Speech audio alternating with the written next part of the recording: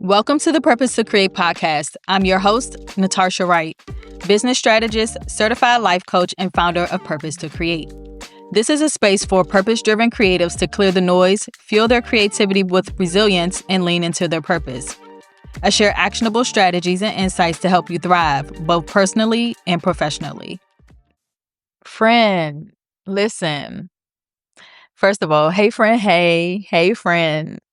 Oh my gosh, this month has been so beautiful and very intentional.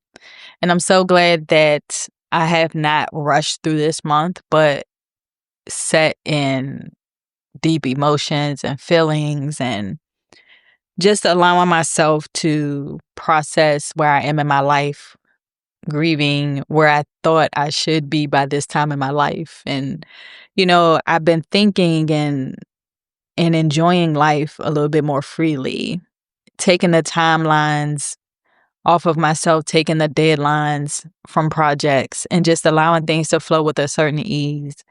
And I love the month of May. And last year I proclaimed May as my living spree month because it was a month that I took off unapologetically and traveled the world. And it was so beautiful and so amazing. And, I said, although I didn't travel this month, I'm still going to be on a living spree.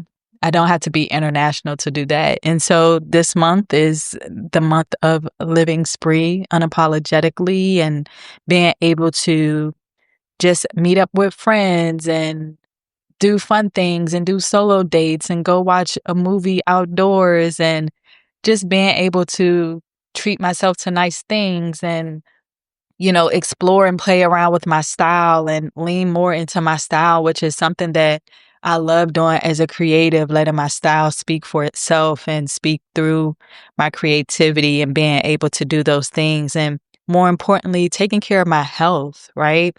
Implementing new routines and rituals into my day so that I can prioritize my mental health. And if you guys did not know, this month, and whenever you listen to this, it's the month of May, but in May is Mental Health Awareness Month. And so I take that very seriously. And I allow that to be an invitation for me to slow down and take care of my own mental health. And so I've been, doing all of my doctor's appointments and found an amazing nurse practitioner to do some blood work. And so I'm taking care of myself. And as the season happens and the weather changes, I'm adapting to all of the things and adapting to all of the change in my life and just allowing myself to lean in more to prioritizing myself. And as I was doing that, this phrase kept coming up for me: bloom happens, right? And I'm going to be talking a little bit more about my perspective around bloom happening. And what if your breakthrough is already happening, right? But it's just beneath the surface. And it reminds me of blooming. Blooming isn't always loud. It's often hidden, slow, and sacred. And for many of us, it's a time where everything around us is blooming, but personally, it doesn't feel like it's blooming for us. But here's what I know. Blooming is bold, it's sacred, and it's personal. It's not just about flourishing on the outside. It's about becoming on the inside. It's about trusting that even when you don't see the full picture yet, something beautiful is still unfolding. And here's the thing about blooming. It's messy before it's magical.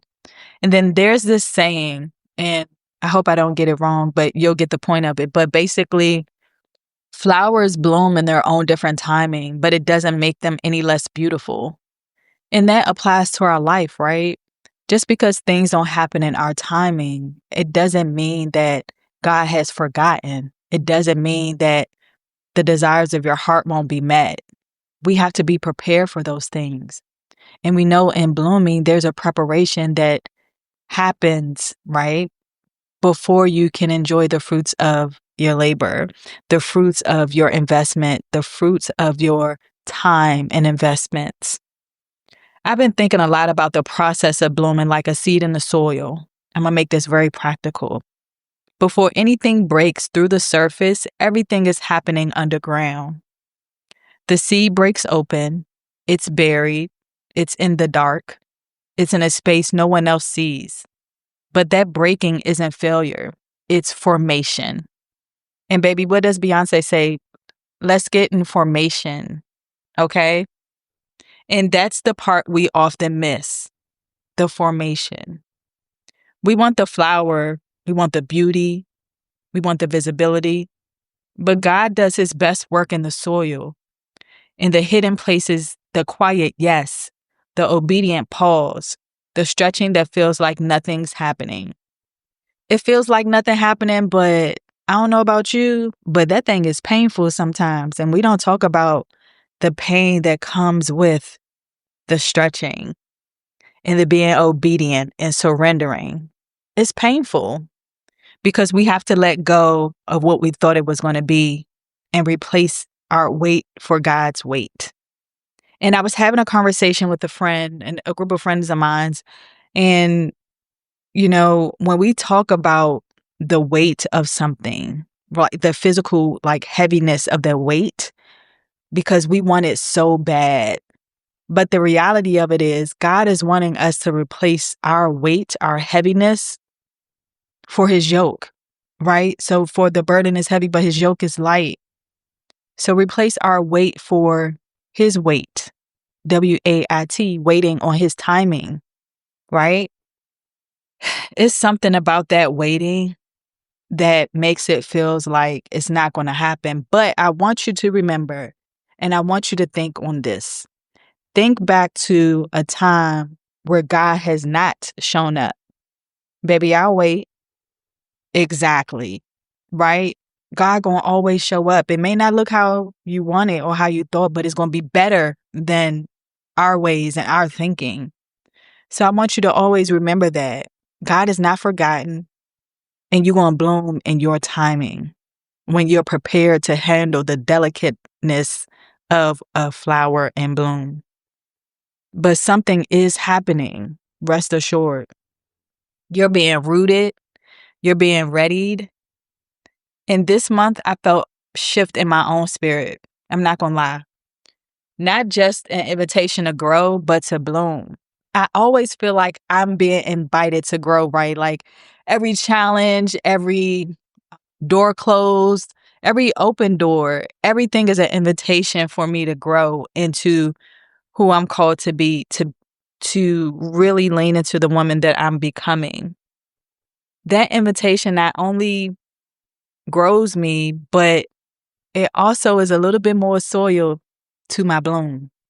To show up fully, to let go of the version of me who overfunctions, overextends, or overthinks. And it makes space for the woman who is becoming. I'm done glorifying burnout disguised as purpose. Blooming doesn't require burnout. It requires boundaries.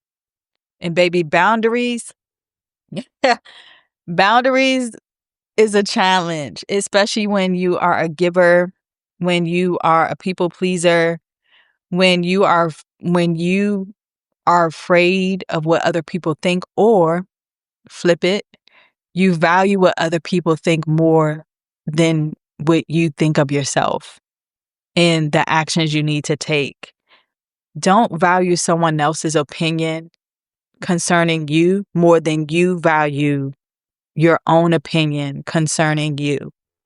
And baby, that's where the boundaries, they get real juicy. They get real juicy.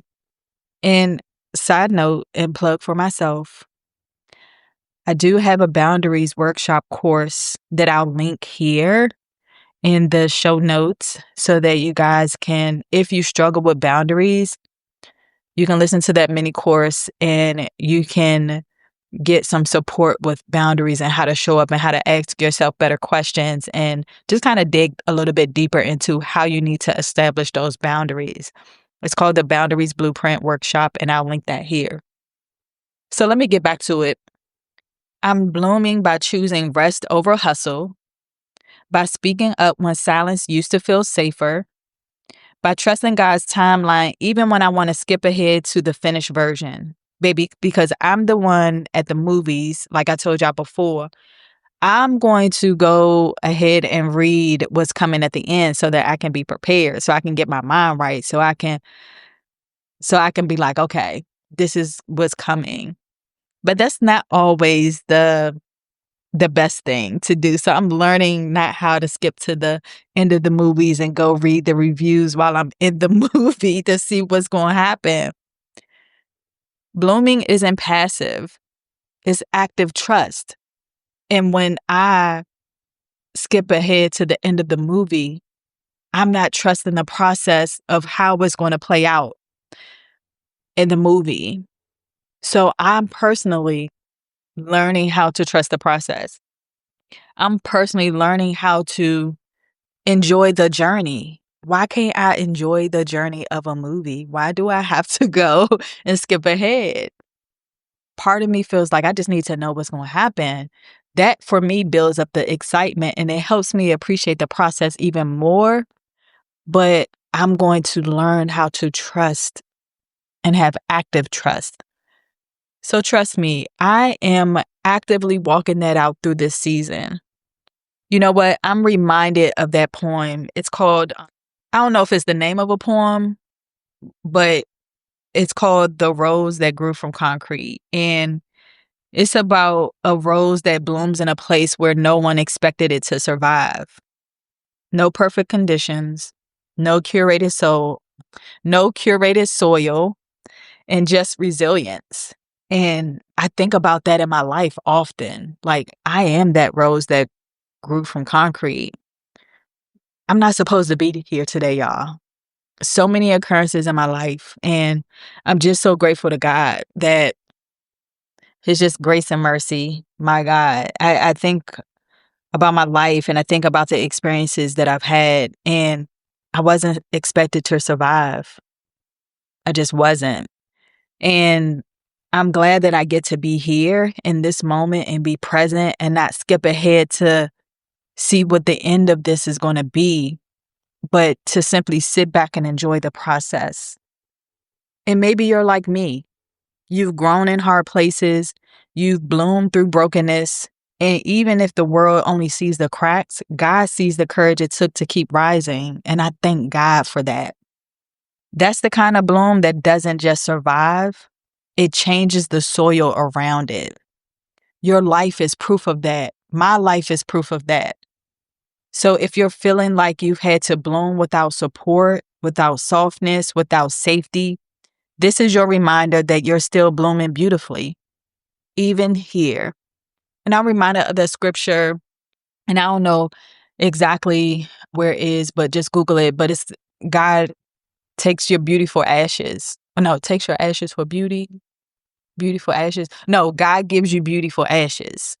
And if you just Google that and read that, it's just such a beautiful reminder that in hard seasons and also in thriving seasons, God is going to give you, sorry, I'm just so excited and stumbling over my words. God is going to give you beautiful ashes.